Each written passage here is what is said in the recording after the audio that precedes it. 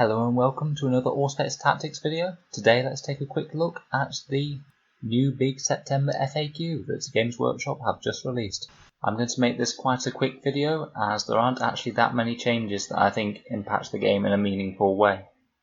Firstly, we'll go through the main document that they've released, and then we will take a look at a few of the more interesting faction-specific FAQs. Without further ado, let's get straight into it. So, for the first time out of these FAQs, I believe, they've decided not to change any of the points costs, and not to introduce any new beta match play rules. They have finalised the rules that they made in the latest update, which are bolter discipline, so Space Marines get into rapid fire bolters if the infantry are still, or the model is a Terminator, Biker, Centurion, Dreadnought or Hellbrute.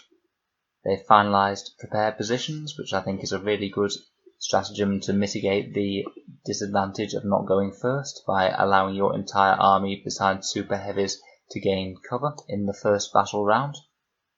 They've finalised tactical restraints, the limit to only regenerating one command point per battle round, aside from a couple of niche exceptions, including the Moment Shackle, Player of Twilight, and the Sevenfold Chant, or by any command points. It also doesn't apply to command points generated by stratagems such as the Imperial Assassin stratagem, where you gain a bonus command point for killing an enemy character, or the Tyrannid Feeder Tendrils, where they specifically suck out a stratagem from your opponent's character's brains. And finally, they've finalised tactical reserves, which is the limit that units in reserve can only come in on battle rounds 2 or 3. So that's all of the finalised beta rules in their final version, which is kind of important because now these are definitely part of the game and there is no discussion about whether or not to use them in any given game. So it is an important development, but it doesn't actually change that much for the competitive scene because basically these have already been used already for a long time. In terms of the faction-specific FAQs, they've clarified a few important things. Firstly, they've clarified about how dice rolls work when you're rolling off against your opponent.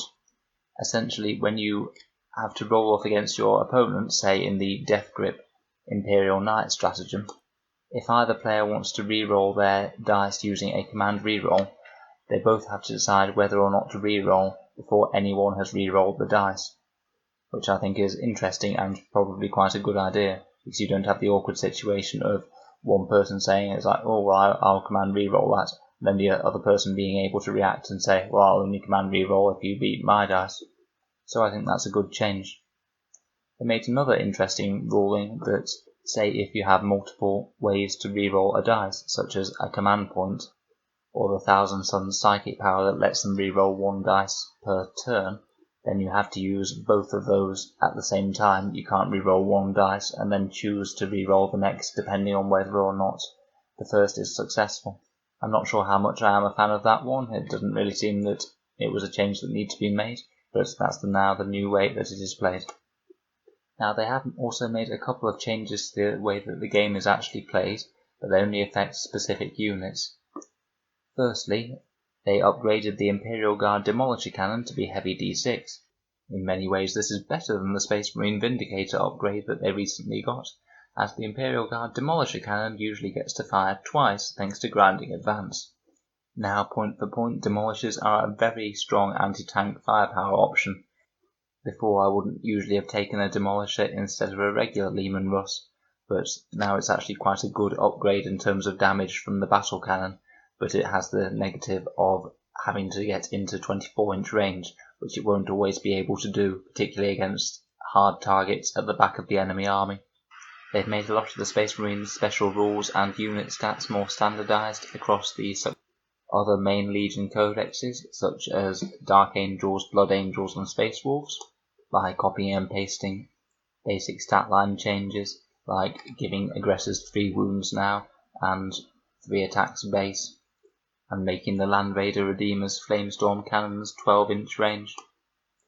They also appear to have made Tau drones more powerful, as if they actually needed that, and they can now absorb any mortal wounds created by an attack as well, such as when you shot a sniper rifle at a Riptide and rolled a 6 to wound.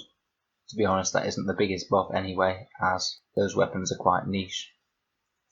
They also cleared up the Chaos Hateful Assault rule, so that's the Chaos version of Shock Assault, and have clarified that it basically applies to all Chaos Space Marine units, but it doesn't apply to Cultists, Zangors, or Poxwalkers. I think that that's quite a good choice, and it fits with the fluff of the army of the actual Space Marines getting the bonus attacks. Now, there are quite a lot of changes that I haven't covered here, but in my opinion the vast majority of them were things that were either already played a similar way or don't really make very big impacts on the game as a whole, unless you happen to be playing certain units in a very particular way. It's certainly worth reading your own faction's FAQ just to see if anything glaring changed for the units that you use regularly. All in all, I think it's a reasonable little update. It's fixed a few bugs with the game and smoothed out some of the rules across different factions. I'm slightly surprised that they didn't make some other changes in the rules. I thought they might do something about flyer spam, perhaps removing flyer's ability to screen for characters, which I think would make sense with the visual imagery, because how are you supposed to lose a character among a rank of individuals if the only thing that's in front of them is a plane quite a long way up in the sky? Or possibly changing the Elatop flyer rule to more resemble Raven Guard's chapter tactic, where they only get the -1 to hit if they're an infantry unit in cover. I'm suspecting that they might have held off on balance changes at the moment because they've just disrupted a lot of the status quo by making Space Marines go from being one of the weakest armies to quite easily one of the strongest. I guess we'll have to wait and see chapter approved to see how they change the points costs and if they introduce any other rules for match play.